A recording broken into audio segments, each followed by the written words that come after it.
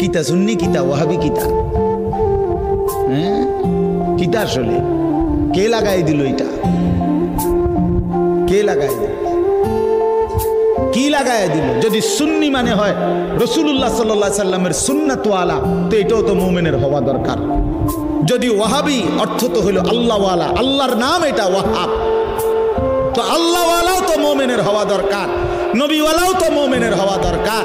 আল্লাহ তো বলছেন ওয়া মান ইউতিল্লাহ ওয়ার রাসূল, আল্লাহর আনুগত্য যে করবে, রাসূলের আনুগত্য যে করবে, তো এক মুমিন তো আল্লাহ ওয়ালাও হওয়া দরকার, নবী ওয়ালাও হওয়া দরকার।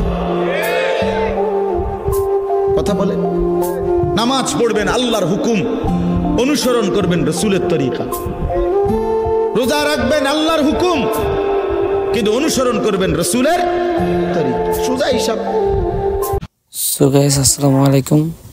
তো আমরা সবাই জানি আমরা মুসলিম, কে সুন্নি কে ওয়াহাবি এসব নিয়ে আমরা বিতর্কে জড়াবো না।